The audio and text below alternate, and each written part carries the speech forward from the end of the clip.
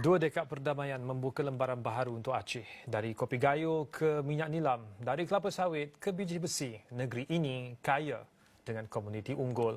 Namun cabaran kini bukan konflik, tetapi bagaimana hasilnya dimanfaatkan untuk ekonomi serantau. Bukan lagi Medan atau Jakarta, tetapi kiblatnya dialih ke Kuala Lumpur dan Pulau Pinang.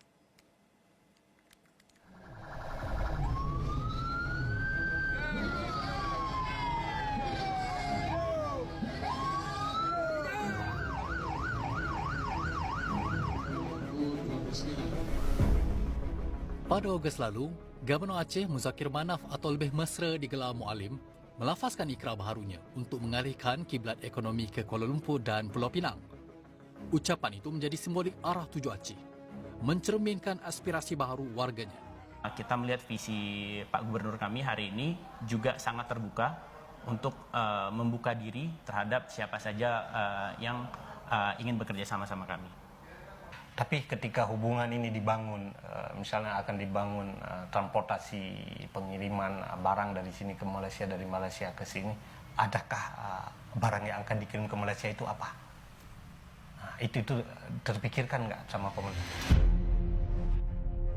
Statistik perdagangan luar negeri Aceh 2024 menunjukkan nilai ekspor ke Malaysia berjumlah 14.62 juta dolar Amerika FOB atau 66.91 juta ringgit.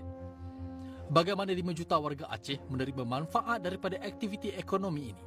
Secara populasi, pertumbuhan ekonomi 5 juta itu masih rendah. Dia tidak akan terangkat. Nah, dari hasil komoditi yang ada di Aceh, yang terjamin harga pasarnya adalah luar negeri. Malaysia lebih terjamin harga pasar daripada ke Medan, lebih dekat. Nggak ke Jakarta, lebih jauh.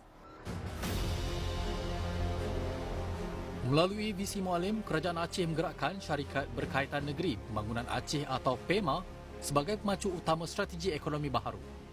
Pada akhirnya kita harus banyak terhubung gitu, terutama dari sektor ekonomi dan pertukaran komoditi.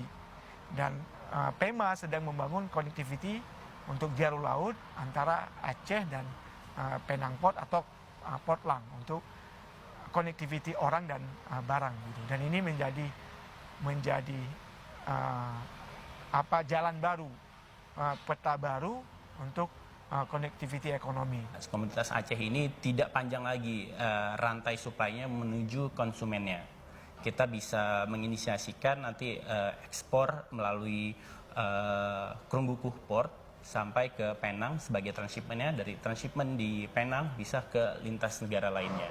Perkebunan, habis itu perikanan, dan komoditas-komoditas unggul lainnya seperti nilam atau essential oil yang saat ini menjadi unggulan komoditas Aceh. Dan saya rasa juga Malaysia dapat mempromosikan ini dengan rekanan negara-negara lainnya yang terkonek sama Malaysia lebih luas lagi.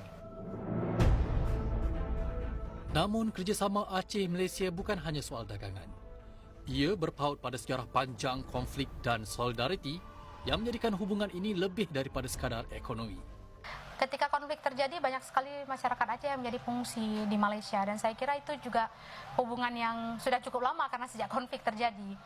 Dan juga sampai saat ini, karena ketika kerusuhan terjadi, bagaimana kemudian rakyat Malaysia juga beramai-ramai ikut membantu, begitu ya. Dan bagaimana jurnalis-jurnalis Malaysia ikut memberitakan terkait apa yang terjadi di Aceh. Kenapa Malaysia? Karena Malaysia merupakan daerah tetangga yang paling dekat. Kalau kita melihat di sisi yang lain, orang Aceh itu kalau misalnya sakit, dia memilih berobat ke Malaysia, bukan ke Jakarta, bukan ke Medan.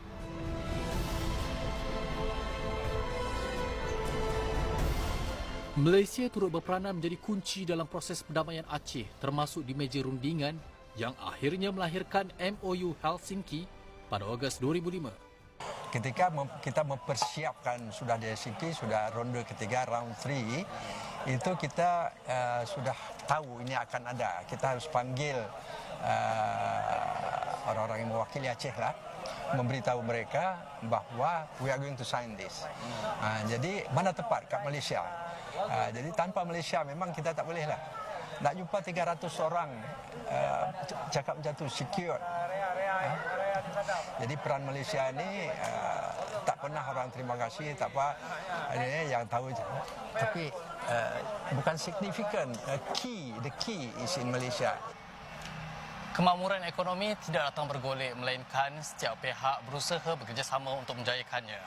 Bagaimana Aceh selaku negeri di pasca konflik berusaha untuk menyampaikan ke arahnya, semua pihak pasti menantikan. Saya Sakmal dan Jurukamera Rizal Rahim melaporkan untuk Astro Awani.